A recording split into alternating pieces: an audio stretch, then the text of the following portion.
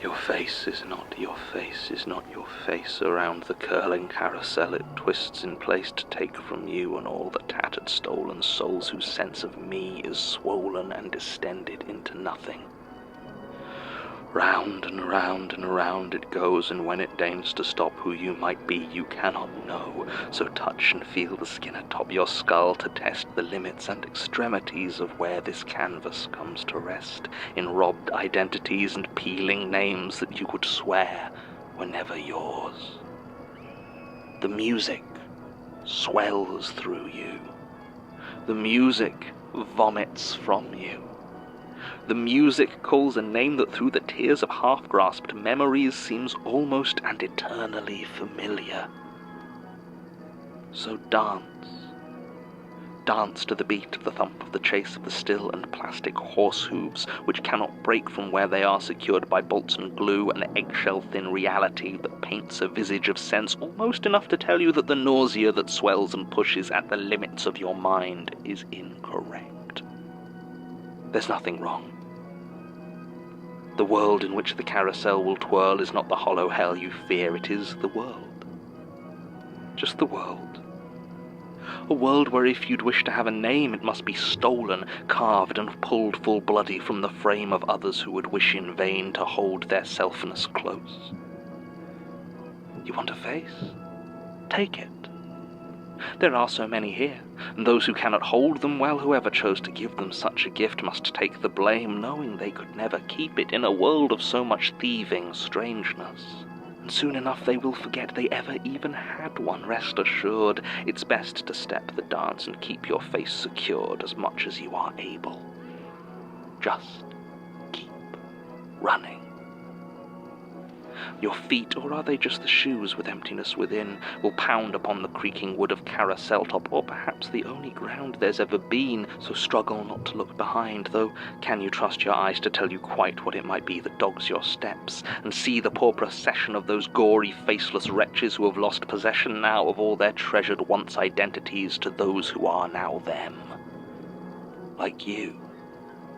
You tire of the chase, of course, the fire and all relentless pace of competition, reaching for a name, identity, and face that's long since worn through all reserves of hard, enduring vigor in you. Yet still you only stay a self while willing on your aching legs that feel like breaking just to keep you forward of the frenzied fray of hazy clawed who are yous. So run. Just run. And listen to the music of your panicked flight from those who long to take what you have stole from those no longer worth a name.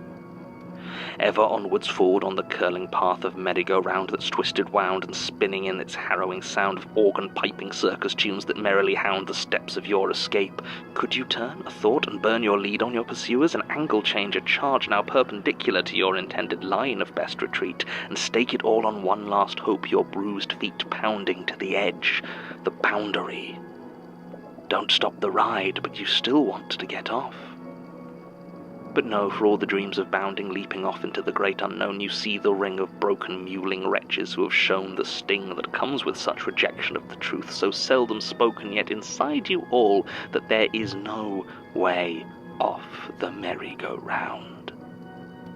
And so perhaps the twirling round that pushes all who passenger the carousel might help you stay ahead, and so you seize the rough and peeling pole of ancient wooden horse, ignore the sloughing, screaming wood that comes away in clumps, and grip the saddle hard, in hands that should be clean but now have never seen a day they were not caked in glue and slaked with blood of all the robberies existence deems the only way to live.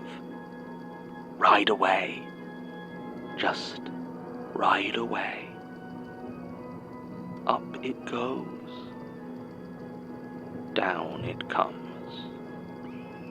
Hold fast to the joy of the rise, despise all thoughts you might descend, and in the end protest against that fall back down to painted wooden spinning earth with all the tear-streaked grasping of the mass of gasping, still unnamed oppressed.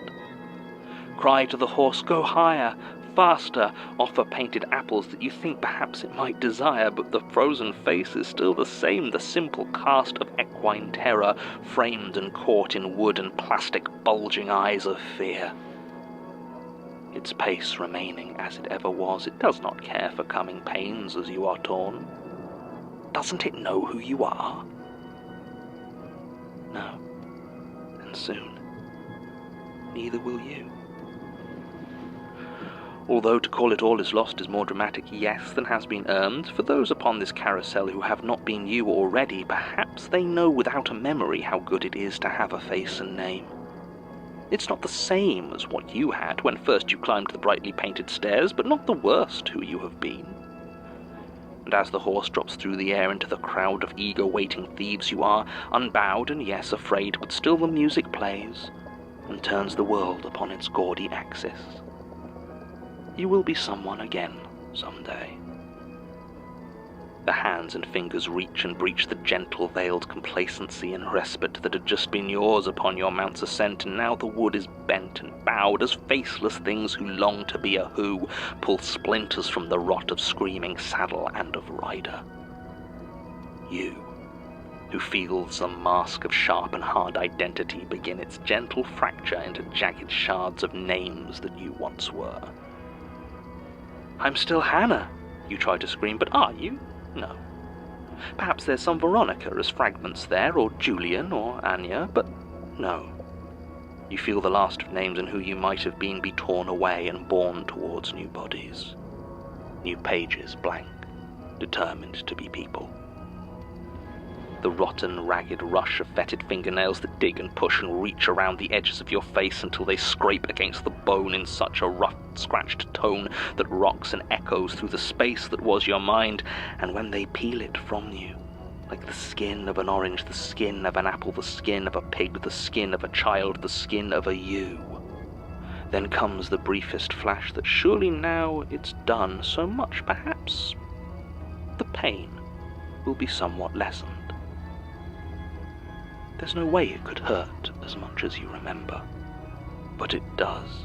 And so, of course, you scream, and curses foul obscene will tumble garbled over where there once sat other people's lips, or yours now gone, and teeth that once shone yellowed ivory a crimson in the flowing sanguine flood.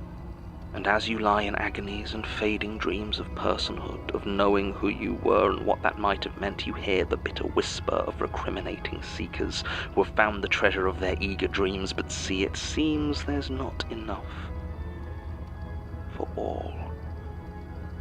And so they fall to frantic tearing conflict, just as vicious as it was when it was bearing down on you.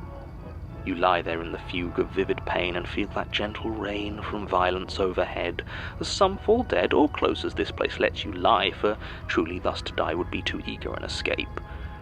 And listen to the ebb and swell of slow melodic wail that well you know conducts the flowing rhythm laced into this endless, faceless dance. At last Victor breaks away in clinging heartfelt terror of his former comrades, sprinting, bold and holding to his skull the severed face that was once yours, willing it to stick, as those who notice try to pick themselves back up and give pursuit to close the gap. Perhaps you should arise and follow on the things that once you would despise but now have joined. You are, of course, a faceless thing as well, and so should quickly march the pace of those who chase the self-same prey. But now it is too late, they've gone. Their chase will not abate until their former friend is ripped apart in turn, and you have learned to wait. For there are many faces out upon the carousel, and many names that you might be. So bide your time a while and wait the coming of another one whose fate and face might sit upon your grinning carmine skull. So turn with the turn of the merry-go-round and dance to its jolly old song. Who'll you be with a name or three, and a stranger's face worn wrong?